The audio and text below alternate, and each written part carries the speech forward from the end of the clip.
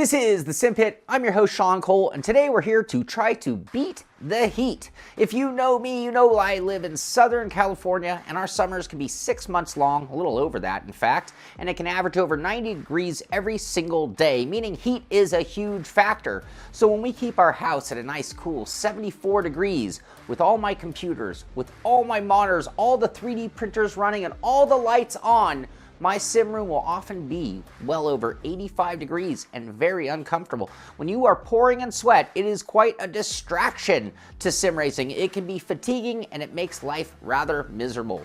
In addition to that, this room is already tapped to the max when it comes to electricity. We're using way too much electricity in this room. So the thought of just getting a portable air conditioner for this room alone is going to be very expensive. They're expensive units, they're expensive to run, and they take a lot of electricity, and I was concerned that was going to be a factor. However, I'm miserable while racing in the summer. I needed a solution. Now, when I amateur race, most of the 10 top cars that I've run in all come equipped with a cool suit. A system made for keeping you at a comfortable temperature while racing, even in summer. It is basically a racing, meaning very expensive, version of a cooler, some hoses, a pump, a couple bags of ice, some fancy connectors, along with a very elaborate shirt to be worn under your fire suit with tubing attached all over it. And then while you operate that pump, it'll pump that cold water throughout the shirt and then return it to the cooler so that it can be chilled again, and it will immediately drop your body temperature, making driving in over 100 degrees actually fairly comfortable. It does a very efficient job. The only downside is they're very expensive. These systems can be $1,000. The shirt alone can cost you $200, meaning it's maybe not the best solution for sim racing, but I thought right here in the studio I could probably build something, a home DIY version for a lot less expensive and get the same kind of efficiency right here in my home for sim racing.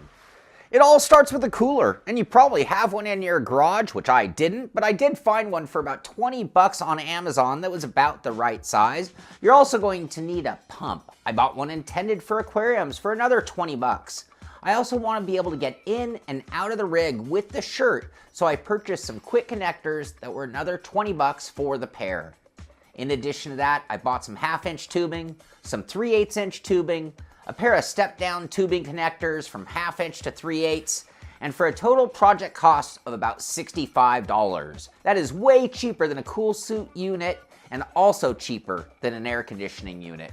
Now, compared to other projects that we've done on the show, I would say this is actually a very basic or very simple project, and you barely need any real tools at all, pretty much things you'd have around the house. And it all starts with cutting an access hole into the cooler for a wire and hose to the pump. We do not need to be very precise here because it's just to let the hoses and pump wire through, and we aren't worried about a perfect seal.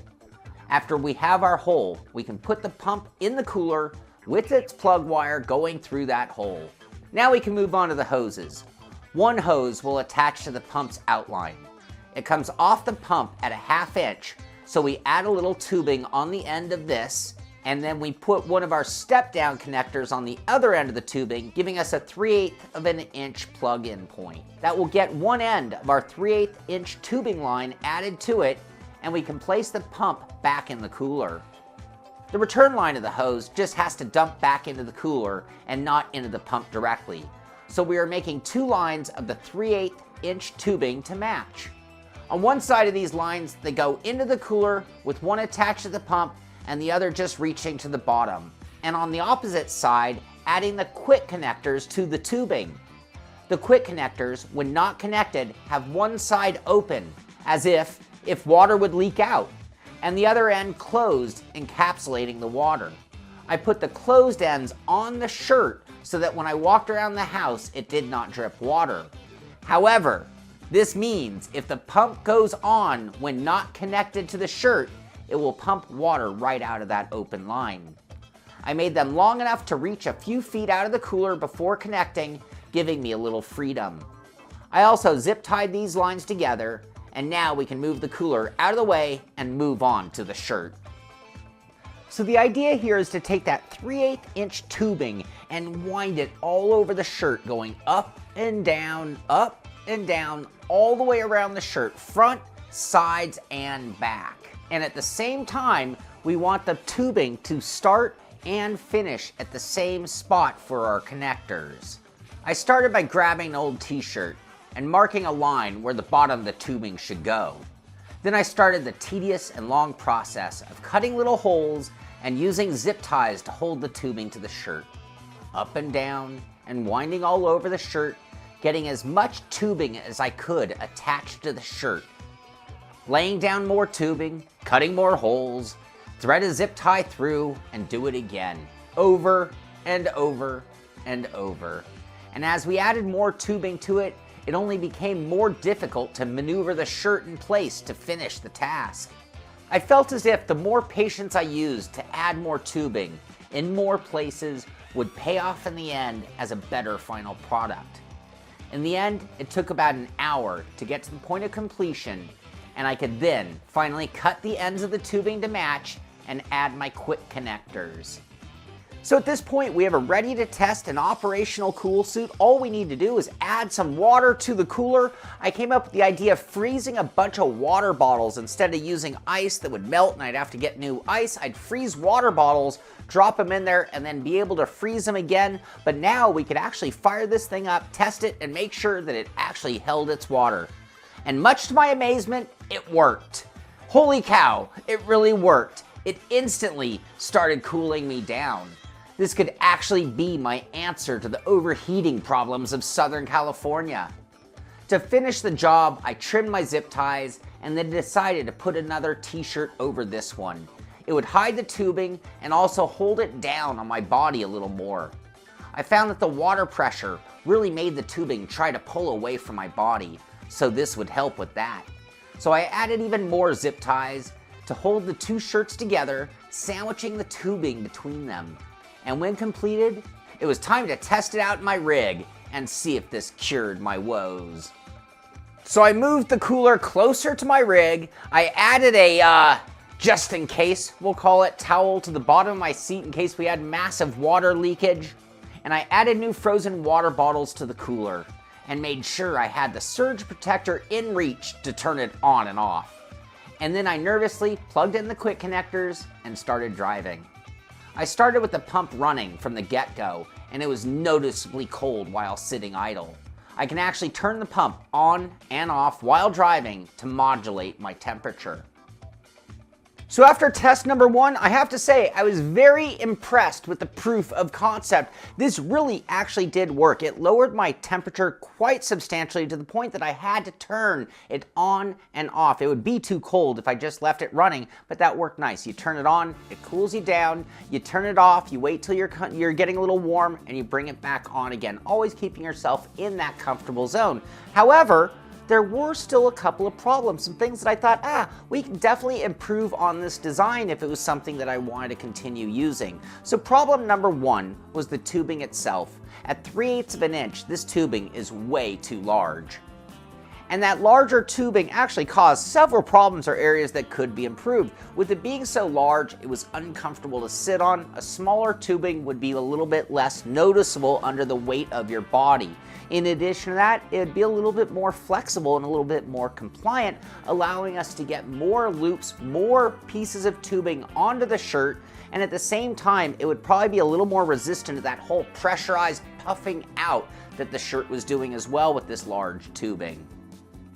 Problem number 2, better cooling. Despite working, the system could be more efficient. So when I compared my shirt to an actual cool suit, there were a couple of very big differences. Number 1, much thinner tubing in the real cool suit and a lot more of it. The other is 4 different lines or channels going throughout the shirt. Example, if I have one 10-foot tube winding its way around the shirt, it goes in at, let's say, 60 degrees, and after 10 feet of body contact is on its way into the cooler much warmer than it came in. If that same 10 feet of tubing was divided into 4 lines of 2.5 feet, it could spread out covering the entire shirt, and when returning back to the cooler, having only had 2.5 feet of body contact, meaning staying much cooler. Smaller and more flexible tubing would allow for this change. Problem number 3, water leakage problem or issue number 1. As I mentioned, the hoses, the quick connectors, one side of them is open and will just allow water to spew right out. And as I mentioned, I had the closed side on the shirt because that meant I wouldn't drip it from the shirt. But it means that every time you disconnect, you need to lift up those hoses and drain that water into the cooler. Otherwise, it's just going to dump onto the floor, your rig, or wherever you left those hoses. Problem number 4, water leakage issue number 2, and this one is a big legitimate problem. With those open ends, should you accidentally hit the on switch and turn that pump on, it is going to empty the entire cooler onto your floor, into your rig, and that could be a serious problem, especially in a room filled with electronic equipment. So it might even be a little bit dangerous or even a potential deal breaker for some. And then my final observation on the project, despite it working and doing everything that I thought it would, but I guess I just didn't think it all the way through.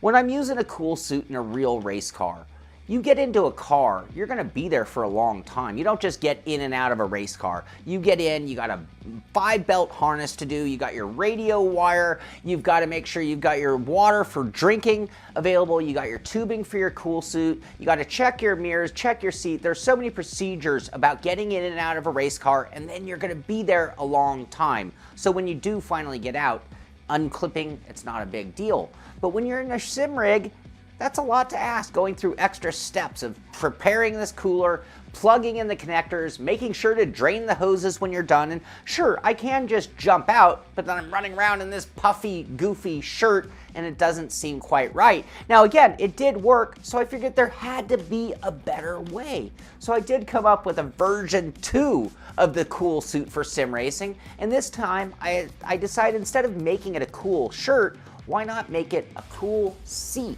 So that it would sit there and that I could get up and down and in and out freely, leaving all the plumbing behind. So I came up with the idea of a safety vest. A vest that I could attach the tubing to again, but this time attach that vest to my seat. Then I could stick my arms in the vest and pull the fronts over my chest, giving me that same coverage. So I purchased some new tubing, this time a size smaller for the vest. And I cut it into 3 equal lengths and then stuffed them into the larger size hose. I was not able to find any adapters to do this, so I used a bunch of silicone glue to hopefully seal it up. I then started stringing the 3 different lengths of tubing into zones on the vest. So I did the left front along with the side as one zone, I did the back as its own zone, and then I did the right front along with its side as the third zone. I followed the same process as the t-shirt version, but making sure each tubing line stayed in its zone and then finished at the same spot on the vest for the return end. Many cuts and zip ties later, we had a finished and new and improved version of our cool suit. I can also say that the smaller tubing worked much better, but even smaller tubing might be the way to go. Once completed, I attached the vest to my seat and then tucked away the tubing. And then it was time to try out our new improved design of the cool suit, and much to my amazement, it worked. It worked very well once again. I could get in and out of the seat much more easily, and I could leave it all sitting there when I walked away. And then the leak started. The first leak I noticed was from the inline, and it was leaking right at the joining of the 3 tubes into one. This silicone wasn't holding. So I messed with this small leak and couldn't make it better, and then when I looked at the other end, it was even worse. It had completely flooded our seat. We had completely failed in this project, or at least the silicone was not going to be the answer. So as I mentioned, I couldn't find any 3-to-1 connectors that were going to adapt my little hoses to my big ones, so I was kind of stuck, and I ended up just doing my own 3D printed design, and I made a little 3-in-1 connector that would fit my hosing, put it on, and the leak stopped, and we now had an operational version of the cool seat. And when it was working, it functioned exactly as intended. I had many more loops throughout the vest, and the tubing was staying cooler with shorter lines. I actually found it to be a bit too cold at times, but if you have the switch handy, you can turn it on and off as needed, or adjust how many bottles of ice we use to keep the water the temperature we want it to be. I could drive for hours on end in a pretty hot room and be in total comfort. This is actually more direct than just an air conditioner, as it actually has direct contact with your body. However, it was still a bit uncomfortable. I now had these lumps behind my back that I was leaning on, and I also had all of this bunched up material in the front and over the shoulders. Yes, it works, but it kind of creates new problems at the same time. So in the end, I was very happy that we had accomplished all of our goals. However, I was actually very disappointed in the overall concept. I mean, this is one of those scenarios where it sounded so great in my head, but then the application maybe just didn't make much sense. So even though, again, it worked, it did everything I wanted, it was such a pain to operate, and it just wasn't worthy of that kind of time for sim racing for the most part. And again, in a real car, we're dealing with completely different conditions, and it is one of the big differences between real racing and sim racing. So despite being wonderful and fantastic and awesome for real racing, I'm not sure it's perfect for me. And I gotta be honest with you, I'm not gonna keep it on my rig. So despite me doing this show, despite me showing you the idea, I'm still sitting there on the quest. There has to be a better idea. Now I'm sitting in this room still baking and overheating, so maybe I will put it back on until I come up with that solution. But I do need to come up with something that is a little bit more easy to use, a little bit more comfortable. I mean, I could use this for endurance racing because you really do need it.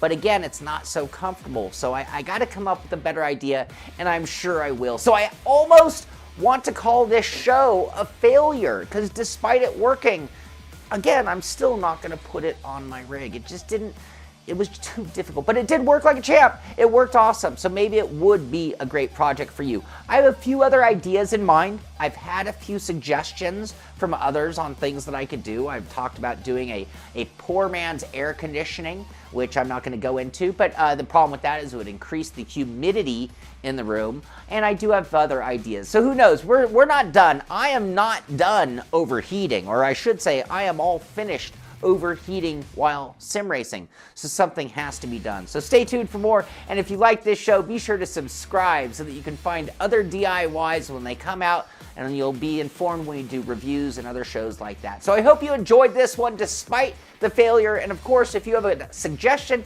you think I can do something to keep myself cool while sim racing, be sure to send me an email and let me know what you think. My email is Shaun, SHAUN, @thesimpit.com, and I always get back to every email that I receive. Thank you very much for watching. This is The Simpit. I'm Shaun Cole, and I'll see you on the track.